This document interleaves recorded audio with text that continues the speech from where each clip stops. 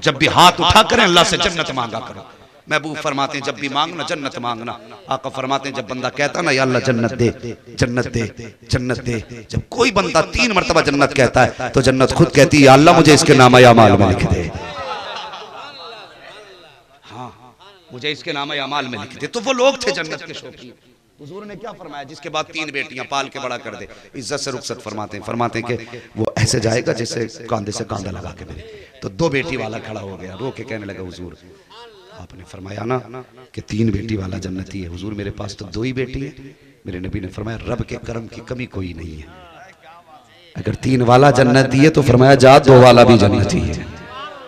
बोल दें जरा सुभान अल्लाह। हाँ अपने माँ के नाम पे ही बोल दो जरा सुभान अल्लाह। हाँ क्योंकि माँ भी किसी की बेटी है। ये मौजू इतना तवील है, अगर इस पे गुफ्तगू की जाए तो रातें चाहिए, घंटे नहीं रातें चाहिए। बस मैं समेटने लगा हूं गुफ्तगू अपनी। फरमाने लगे हुजूर ने फरमाया जा रब का करम कोई कम तो नहीं है, 2 वाला भी जन्नती। फिर 1 वाला खड़ा हो गया, हुजूर 3 वाला भी जन्नती हो गया, 2 वाला भी हो गया, जिसके पास 1 ही हो। मेरे हुजूर ने फरमाया 1 वाला भी जन्नती है।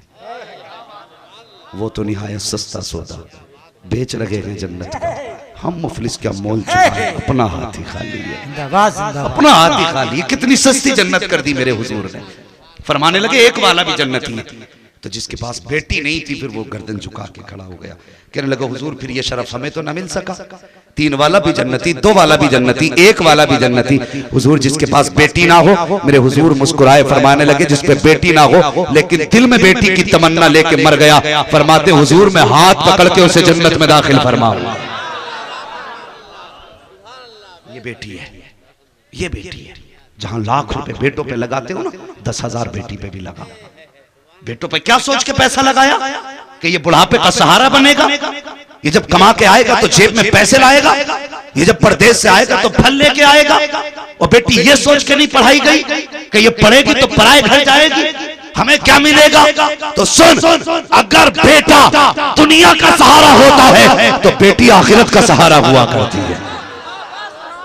बेटी आखिरत का सहारा होती है। खुदा तौफीक दे तो बेटियों के साथ इंसाफ करो। नारा लगाइए, नारा लगाइए। तो बेटियों को पढ़ाइए, वो पराया धन नहीं, वो तेरा आखिरत का धन है, आखिरत का धन।